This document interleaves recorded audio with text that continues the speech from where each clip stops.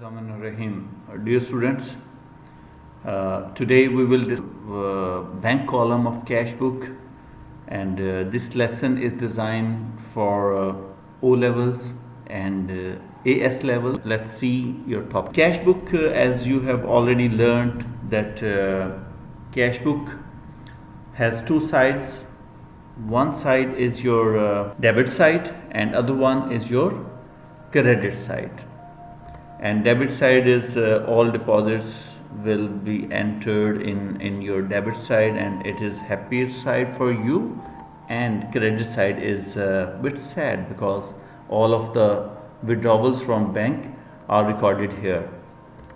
And on the debit side, we will enter first of all your opening balance of your bank account. If you have deposited into bank account, your bank balance, opening bank balance will be written on the debit side in the beginning. Then all bank deposits in chronological order will come one by one on the debit side. For example, your check lodgements, all your check deposited into the bank or cash deposited into the bank recorded here in your sixth column, that is a debit column of your cash book. And then all the credit transfer from your customer are entered here on the debit side of your cash book bank column, and directly deposited by customer into your bank account. It should be recorded on the debit side of your bank account in the cash book. And if interest or dividend credited by bank into your account, should be recorded here on the debit side of your bank account. Let's see on the credit side. Credit side, number one is your opening balance if it is overdraft, and if you have overdrawn from bank, that is your liability, and liability has the credit balance. And then all the withdrawals from the bank are recorded here on the credit side. What are they?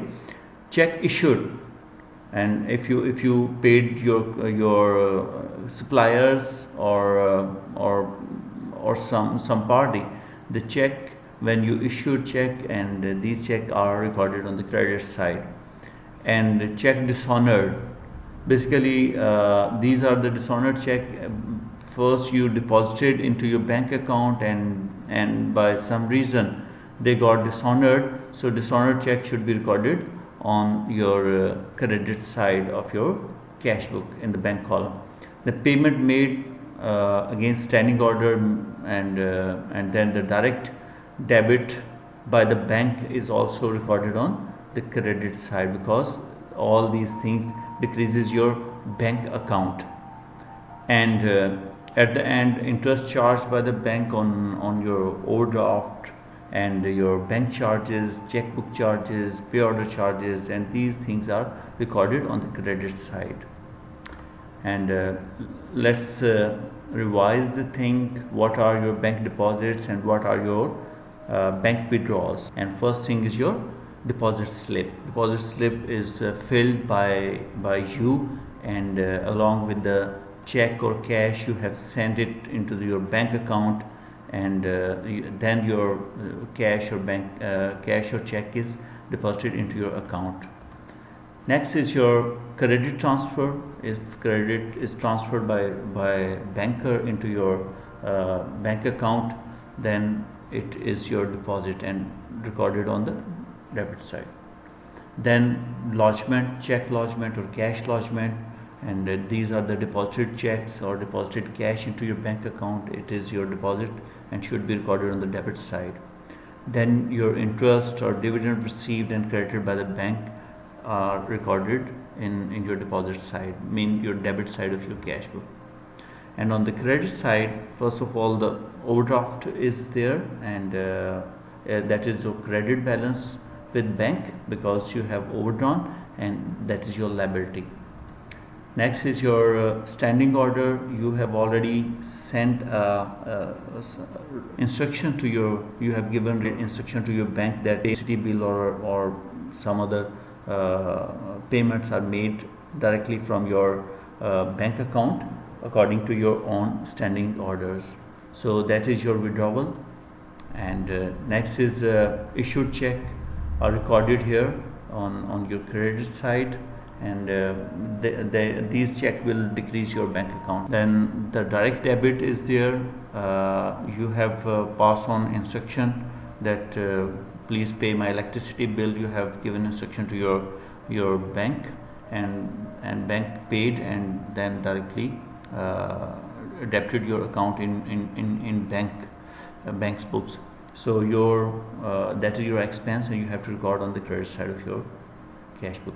So dishonored check, if deposit check got dishonored, then you record on the credit side.